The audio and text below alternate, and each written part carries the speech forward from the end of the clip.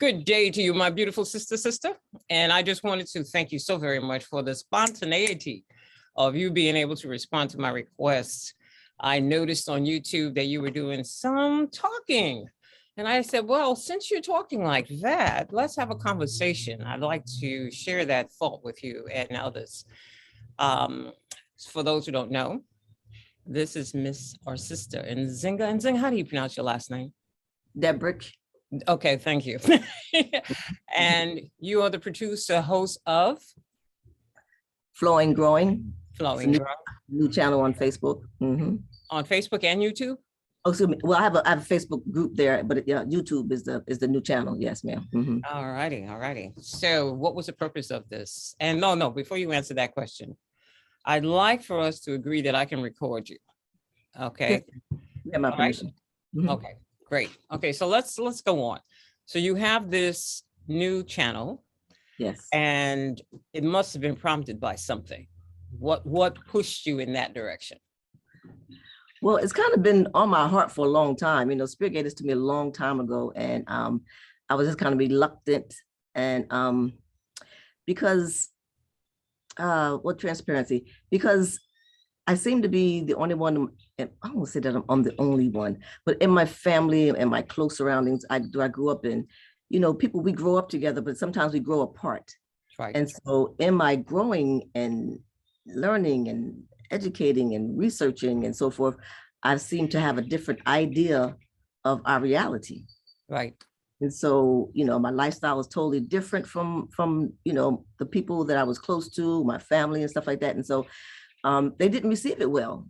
So I kind of shocked, oh, wow, my family won't embrace it, you know, whatever. So, right.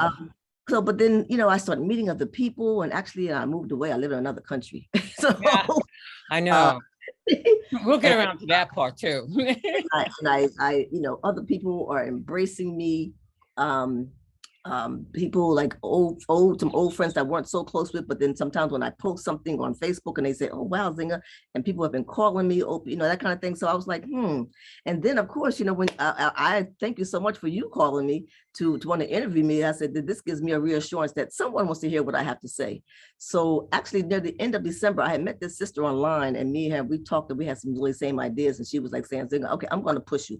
You know, so from her talking to me, and I've only known this lady for like a couple of months, her pushing, says, Zinga, no, you have to do this, you have to do this. And I was like, okay, Spirit, I know I have to do this. And so I'm going to do it. So I had decided that near the end of the year, I was going to do it to kind of bring on the new 22.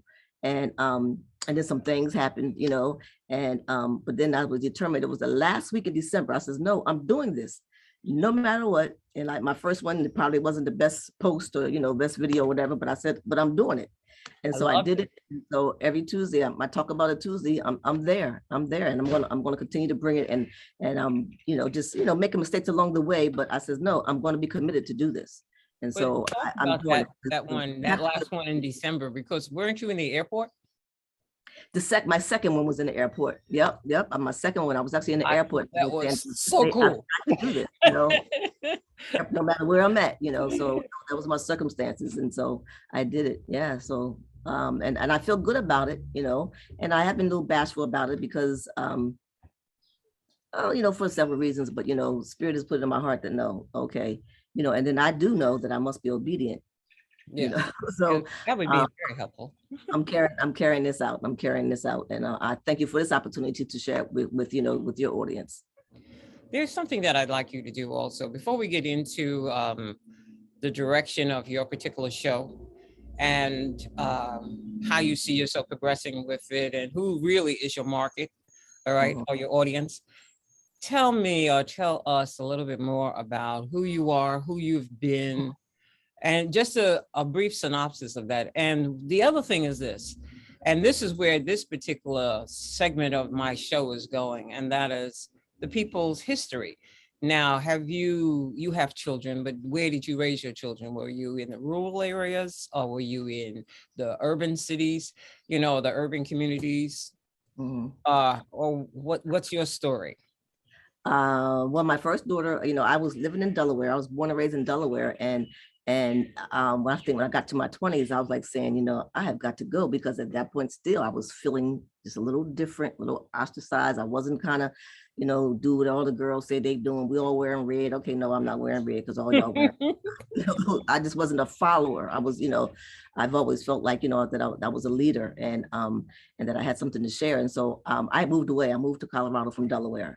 And so my first child was born in Denver. But then I became a single mother. And so I wanted my child to be able to have grandparents and so forth like that. So I moved back to Delaware, in addition to the fact that my father wasn't in his best health. And so I moved back to Delaware, and I ended up starting a business in Nzinga's Culture Connection. That was a blessing. That lasted for 40 years. But for the most part, you know, I had another daughter 9 years after that. And but we were definitely in the city. I raised them both in the city of Wilmington. What was it like? And in my store, I would say, because they say, Mom, they always had to be in the store. So because that's where I was making my livelihood to be able to take care of them. So after school, they couldn't just go out and just, you know, be at home by themselves and go out and play. No, come home, you know, come to the shop, do your homework, you know, you can play a little bit, but you know, that was my livelihood at that time. And what did you say? What was that like? So here's the question. So what was the environment like for you? First in Delaware, because we're talking, what part of Delaware? Wilmington? Wilmington, Delaware. It's on the East Coast. Mm-hmm. Right. All right. So what was that like at that time in comparison to where we are now? It was actually, it definitely was nowhere near the way it was then. We had I think I've lived two places with my children. And I lived, I know three. Started with my family home, and then we moved to this like little area that wasn't too far, as in walking distance from the original house. The house needed some repairs. Like I said, it was my family home. I had purchased it, and I just wanted to get out of there, do some repairs on it. And then we moved into a little townhouse, and it was nice. You know, we had our own front door. We had a little porch. You know, we had a nice neighborhood type of environment. And then I ended up purchasing a house on the west side of Wilmington. And it was a little stuff that was going on a little bit, because I had to just push these guys off of my corner, because I'm like, no, I live here now. And I don't know who lived here before. It allowed you just to kind of hang on this corner or just, you know, be around there. But it was a good neighborhood. You know, there were a lot of other children around. You know, my house, we had a front porch, we had a back porch, so I even had a yard so the children could, you know, go outside without being all the way outside. And it was a decent neighborhood. And actually, I've, you know, I've been in business several times. I still own that home. It's still not as bad as some other places, but yeah, it was definitely like city life, because my children went to local schools and things like that. But I was very, very involved in the community. We used to do different things, you know, for the children, craft making workshops. You know, I was involved in the rites of passage. I used to do different programs to, you know, just to cultural programs to enhance my children's learning. And if it wasn't there, I would create some programs, you know, not just for my children, but for the community. And then hence my store in Nzinga's Culture Connection. I had that the whole time I was in Delaware, and we used to do lots of programming inside my store on a regular basis. I know, that's where I met you. Yes, that's right. You know, in addition to doing Kwanzaa, I made sure that we had a 7-day Kwanzaa celebration every year for almost like 20 years. Wow. So I was trying to, you know, to definitely share and to give my children the experience of, you know, other than just the regular old stuff that, you know, that we do. You know, we have to really branch out and do other things and expose our children to different things. But again, it was still just the city life. What's your background? What's your business background? Well, my business background, I graduated from high school in 1975, and I didn't go to college till like 4 years after that. Like I told you, I moved to Colorado. Right. And so when I moved to Colorado, I had previously I'd gone to an airline and travel industry school, because I got a job right out of high school. Let me go back a bit. I got a job right out of high school, and I did well. I was promoted a couple of times there, but I wasn't feeling it. The corporate world was just really not for me. And so I used to go to lunch, stay longer, you know, come to leave early, and, you know, all that kind of stuff. And I was like, this really ain't my vibe. So I quit. My mother thought I was crazy. I bet. I saved so I could be able to take care of myself financially, but I was just saying that I couldn't do this anymore. Right. And so anyway, so I did all that. And I went to an airline and travel industry school. I tried to get some things like to be a stewardess or to work at the front desk at the airport, blah, blah, blah. It wasn't happening in Delaware. So that's why I said, I just need a totally different environment. And that's when I moved over to Colorado. Once I got there, I got a job at the front desk hotel at the Denver airport. I loved it. I loved it. It was a good experience. But I was like saying, well, what else can I do after this? I could be front desk manager. Okay, but then above that, without quote unquote their type of education, what can I do? So I decided to go back to school. So long story short, I did go back to school. I got a degree in computer management science. And I had a degree in computer management science, and I came out and I got a job immediately too. I was a PC specialist. And I worked that job for about 2 years in Denver, and I was able to transport over to the East Coast. So I got to the East Coast, and the company that hired me decided to make some changes and just said, okay, called everybody in one morning and said, okay, today's your last day. Wow. You know, go pack your vest. Yeah. So thank God I was actually in Africa. It was my first time going to Africa. I was in Africa at the time. But when I come back, I found this out that I no longer, that I was going to be, getting fired pretty soon. But because I worked in the computer field, they kept my department on for 3 months after they had let everyone else go. So that gave me a little bit more time, since I was just getting back into the country. So at that time, I still, like, my 3 months was up, but that was up. And that's why I decided to go back to Delaware. And during my time in Denver, I used to dance professionally with a group called Griots Wa Moja. So I came back and I started teaching African dance. I started sewing. I used my God-given talents. I was like, what can I do now? So I started teaching African dance. I started sewing my behind off. And this was during a time like when everything, Black culture was really proud and everything. And, everybody was Black and proud back then. And so I did weddings, I did church events, I did just personal items and so forth. So I started doing that. And my business grew. My business grew I started right there in my living room. And it grew to, I shared a space with some people, and then we all decided to go together and bought this other bigger building downtown. And we had a place we called it Freedom Plaza 1. So there was 4 different businesses inside there. And then from there, I eventually left them and stepped out on my own. And that's where I met you on Market Street. And I had that business for like 38 years. The reason why I wanted you to share that history was because I wanted people to understand that, yes, we're looking at a lady who looks way younger than she is. Yeah, and who is really quite independent in her thoughts, but also she manifests whatever it is that she desires to go after, from what I've seen. And that was something without knowing your history. Mm-hmm. So now that we do all of that, what really pushes you towards your show? Why did you decide to take that title? And what is your general direction? What are you trying to say to others? Okay. Actually, I started my channel out because I've always known that, that through my studies, people that I studied with, or people that I did things with, and people that I was involved with in the culture, we're going through the motion of those type of things, but they weren't making changes, so we were, taking the information, we were doing it. And I was, even maybe to the point now that I regret a few things, because what I did was, as I learned things, I applied it. You know what I'm saying? When I start learning about like my eating habits, then I said, okay, no, I'm not feeding my children meat. No, I'm not. Okay. And I start learning about like, the reality of how TV is, television, and, how the media controls you. I would not let my children watch TV. So I was very strict on, if I learned something and I know it, I embrace it as a truth, and not just anything, just some real stuff, and based on my reality, the things I'm experiencing and how the world was treating me. I said, no, I'm going to apply these things because I have the freedom to make this choice. So, a long time ago, I used to say, think it ain't illegal yet. Think it ain't illegal yet, and I just started saying that, like many years, over 20 something years ago.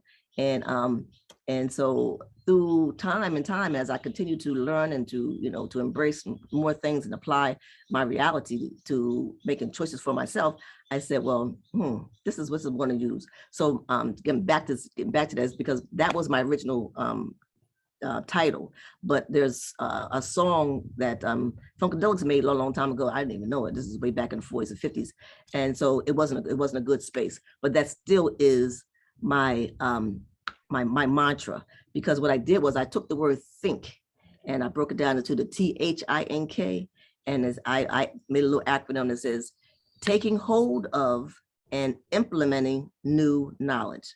So that THINK is taking hold of and implementing new knowledge. And so that is still my platform, to think it ain't illegal yet and to take hold of information and implement the new knowledge. Because we're in a world today where many people, they know stuff, and they have experienced things, but they continue to say, oh, this is the way they do it. Oh, this is in style, so I'm going to do it this way. So but the bottom line is they're not thinking. They're not thinking for themselves, actually. And if you're not thinking for yourself, that means you ain't thinking. So I that's still my platform, but my purpose and my passion is to emancipate yourself from mental slavery.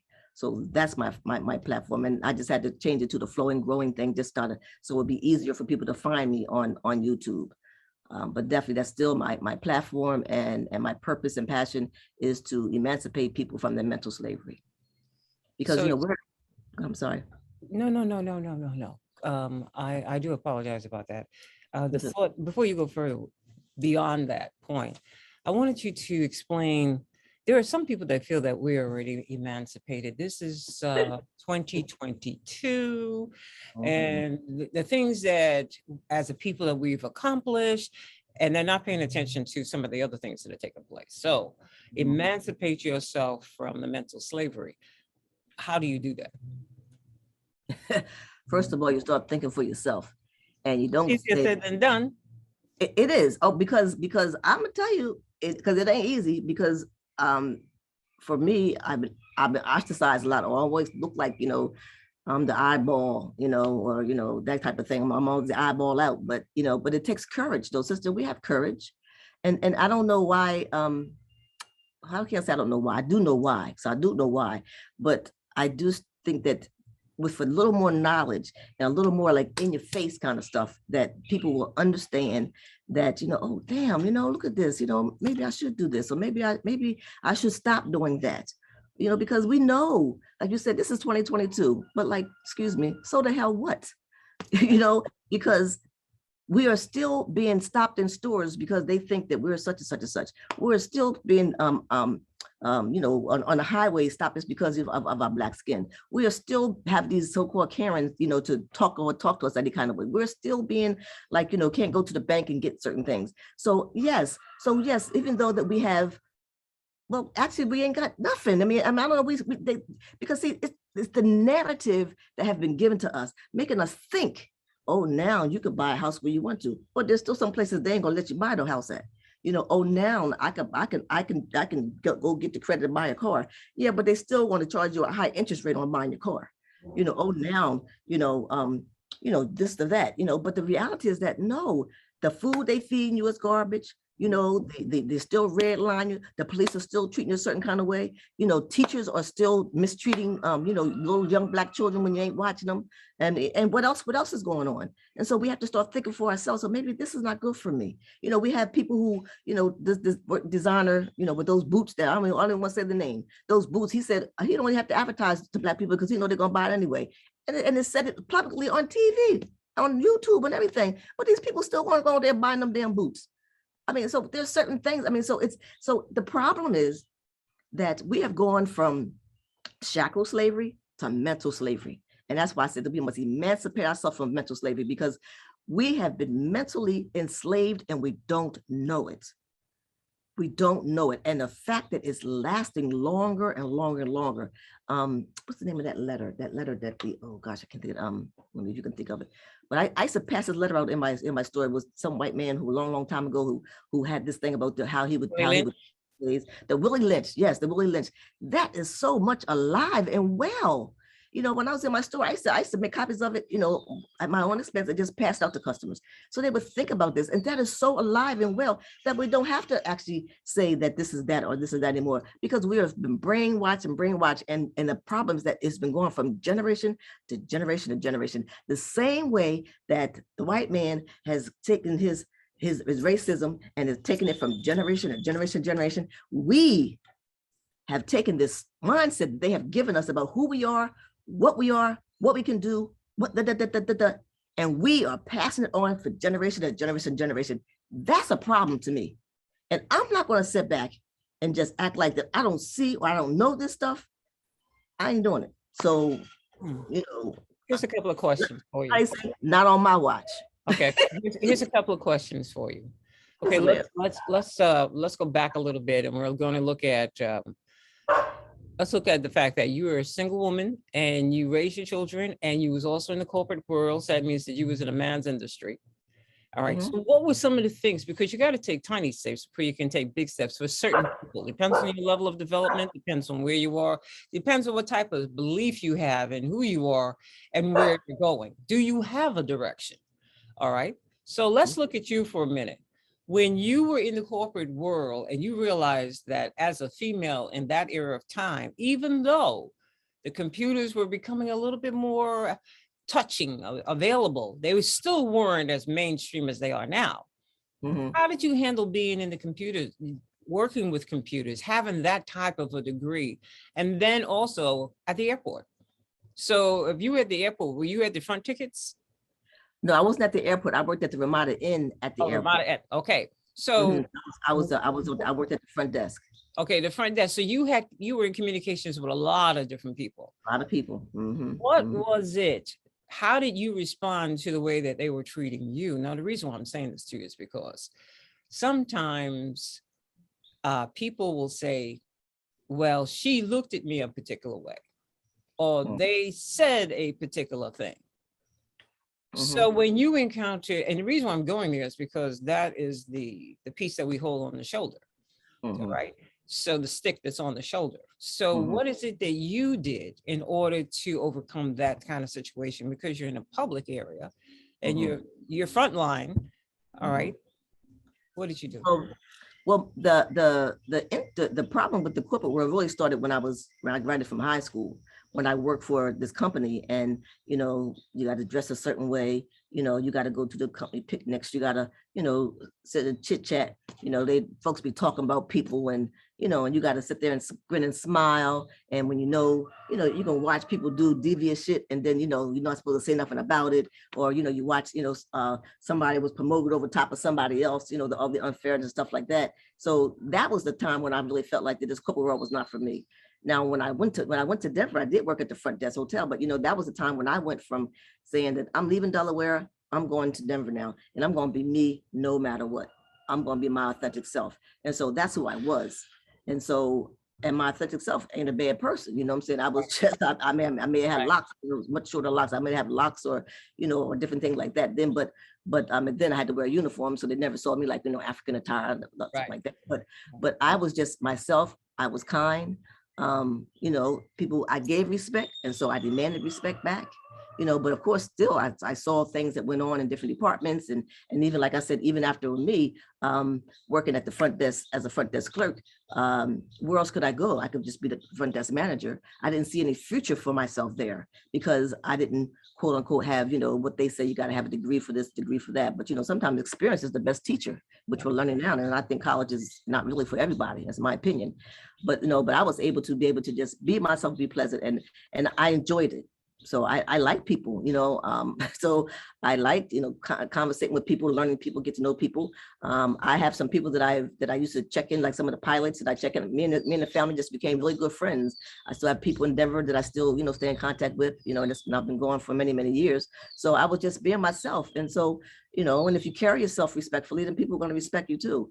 So of course, there was incidences, that was a long time ago. I don't remember exactly what some of those things were, but it did get me to a point of knowing that, okay, I got to do something else now because I see there's not much more than I'm going to be able to do here. And I wasn't settling for continue to work at the front desk, be a front desk clerk for the rest of my life. So when you're standing there, are you standing on your religious belief? Now, listen to the words. Are you standing on your religious belief? Are you standing on your spiritual belief? Are you standing on Nzinga's belief, which is a combination of everything? Like when you're standing there, what are you standing on? Well, I'm standing on my own spirit, because when I left Delaware and went into and moved to Denver, that's when I really started studying and experiencing things and listening to other people that were, who were prominent at the time, and reading books, because a lot of books was available then. And so I just started developing myself spiritually. I mean, I'm sure I might have started off, because I didn't have a strong religious based background anyway. My parents used to send us to church, every now and then, and we used to go for certain holidays, but it wasn't like we wasn't raised like in the church. So I didn't have the heavy religious background, but I started developing myself spiritually. And so it was more me and my spirit, as a group, because it wasn't strong. Then I had to develop that over time, and I'm still, still learning and developing it. So that's what it was. I was just standing firm on what I believed versus, just going along with, what they say. At that point, yes. Within the next couple of minutes, because we have maybe about 3 minutes left before, and believe it or not, we've been on for a half an hour. Can you imagine that? Oh, wow. Wow. That went fast. That went extremely fast. Tell me, what is it that you see that's getting ready to happen with all the different things that we're dealing with? We're dealing with COVID, we're dealing with all kinds of new viruses, we're dealing with all kinds of challenges with the food, we're dealing with the GMOs and the non-GMOs that are GMOs. What are some of the things now? You happen to live, and I can tell this by the background, you live in a very tropical community. I mean, where you are is tropical. Where I am is warmer, even though I'm still in the States. Mm-hmm. All right, because my front door is open. That's how come I could hear that truck. Okay, so what is it? Your suggestions for now. What is your suggestions for right now? Something that somebody can take away from this conversation and say, okay, I'm going to implement this, and I'm going to go to this, and the steps. Do you have a kind of like a step type of program that you're beginning to implement?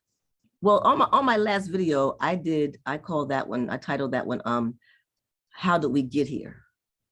And so I just wanted people to look back on how we got here, and to look and see, and just take it. This is something I take away. Look and see how we as people of African descent were brought here. We were enslaved. We were so-called set free with nothing. The 40 acres and the mule never happened. Okay. And so understand that the same families that enslaved us, so-called emancipated us, are still running our government right now. So maybe not the same people, because that's been 400 years, but the same families. And so, like I said, because our traditions, families pass on traditions. And so we must understand that these traditions are still carrying on. But these are the people who right now are our president, our mayors, our governors, our doctors or whatever, these people. So you have to realize that these people, even though they say that things have changed, that these are still the people who are governing us since they were brought here to enslave us. Some things ain't changing. Okay, so we have to understand that now. Oh wow, well, I can't go to them for a resource because now they smiling in my face, but for sure they still stabbing you behind your back. Look at the thing that happened with that brother. I just couldn't believe that those men just really had so much hate in their heart. In 22, I was just 2 years ago, to just get in their truck and just chase this man down and kill him. Literally, they murdered him. So in this day and time, we have to really realize our reality. So that's the difference. Be for real about what your reality is, and your reality is your experience. How do people interact with you? What is going on in the world? You know that the foods that's going in our neighborhood is not good. We know that in our neighborhood, they give us, they don't give us the computers and all the resources that we need for our schools. We know that, so I don't, we only have that much time. Well, we know these things. And so we have to understand and put the problem where the problem is. And then we know that we see this society, they will create a problem. Okay, like just go do the drugs. Okay, we know that wasn't our thing back then. They put drugs in our neighborhood, and now we have all these problems with our children, even our parents, and all up to elders with these problems in our neighborhood. But that's not our nature. We didn't create this. This thing was given to us, and then we acted it out. And then now they want to come as their savior. Okay, now they want to do something. They want to do something, but they ain't doing nothing, because what did they do? The drugs that they use, that we use in our neighborhood, is not nowhere near as harmful as the high priced drugs that that other people use, but the crime is higher.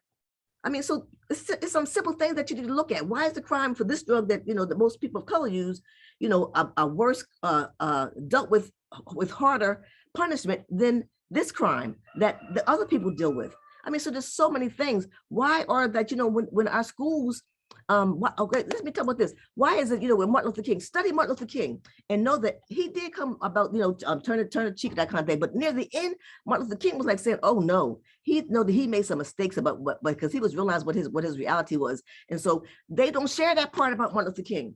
All they do is talk about, we have a dream, we have a dream. We just supposed to be the turn the cheek people. But no, that brother was, he realized after he had the power that he had, and he saw the reality of some of the things that was going on when he was like rubbing elbows, when he got a chance to rub elbows with those, so-called higher rank people, that he like, oh no, this shit ain't right. You know what I'm saying?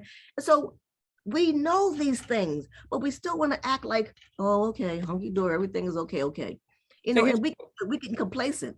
We get complacent. We have got to stop complying, because we don't have to comply. You do have a choice. You and you and you and you and you. I'll be like, oh, but you have a choice. You have a choice. You have a choice to make choices for yourself about what's best for you and your family. So what I find interesting about what you're saying. All right.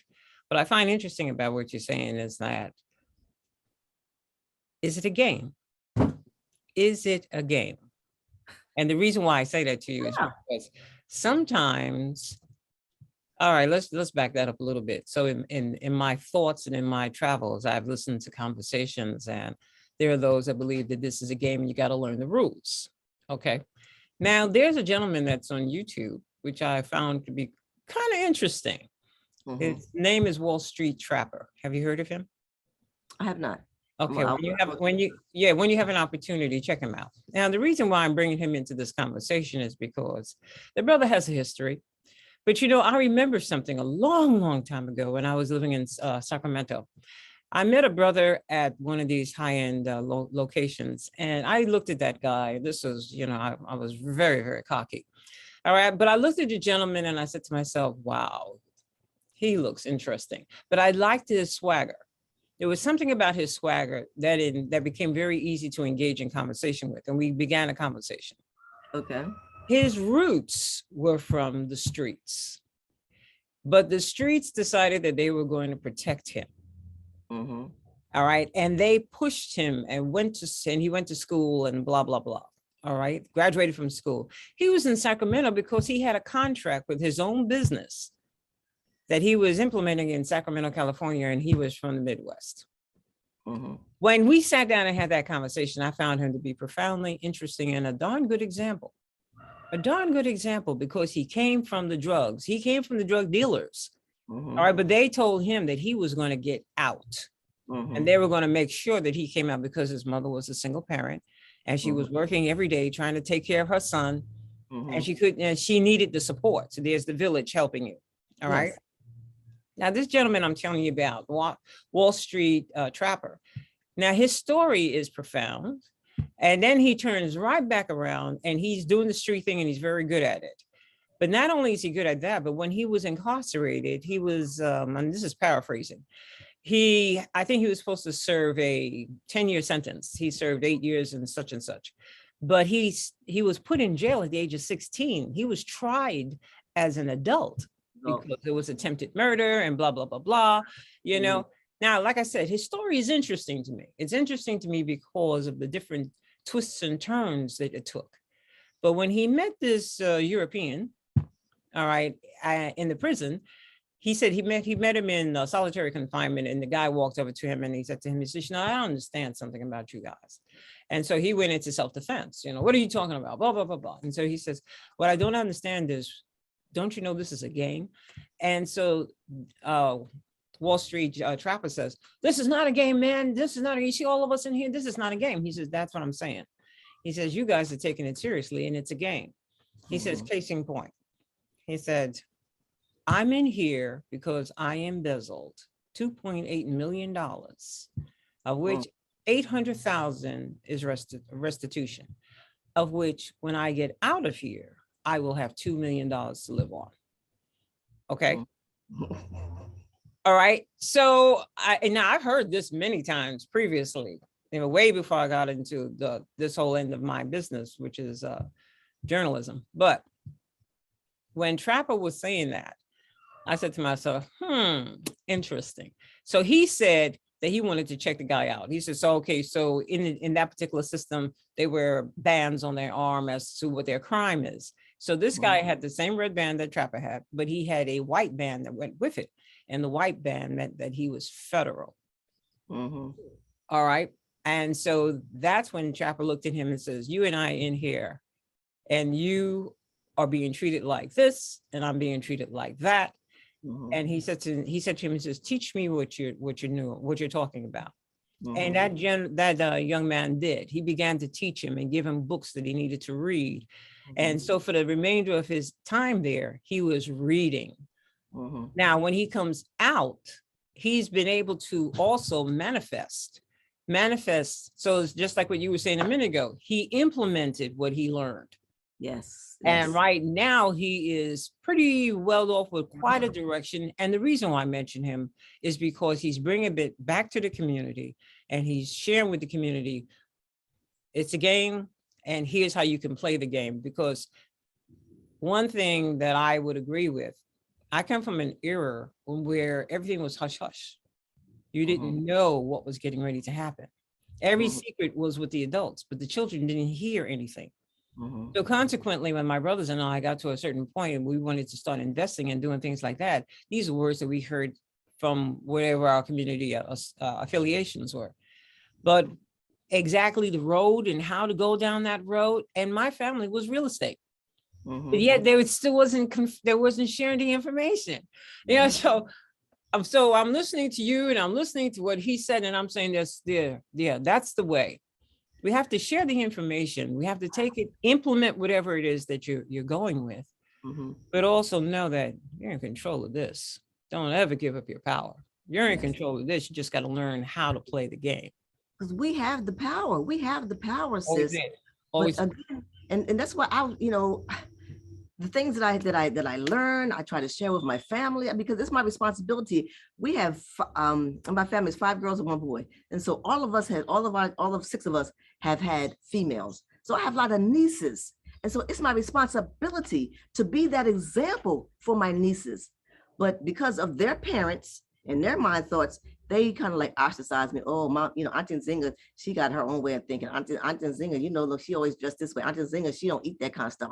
Instead of looking at saying positive things about it and looking at my history, because I ain't been shabby. You know what I'm saying? I've taken care of my children. I never had to move back home, and I never had to borrow. Lord, my rents, needs to be paid. No, I have been productive in my life. So I try to be that example. And so all I could do as far as when it comes to my family is be that example. Even though they don't want to, they act like now they don't want to hear what I'm going to say. Hopefully, at the older they get, the more wiser that they want to get, and they'll see that, oh wow, what Auntie Nzinga was telling you was correct. But we are in a game system. Because see, I'm a little far-fetched, but I'm believing that this is a game, and this what we're living in right now here on this earth.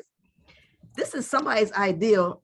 Oh no, this is strange. On another planet, says that we're going to do this. We're going to give them this. We're going to do this and this and that. And they watching over us, being fools. Wait a minute. Now you see, maybe I should have started here. Okay.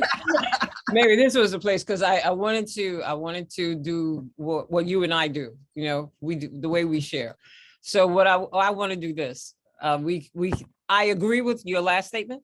Yes. All right. I agree with your last statement. Now here's part 2. What I'd like you to do is bring this into a closing. Okay. We're going to close this session. You're going to come back. Would you come back? I will. Okay. And then we're going to take it from that place.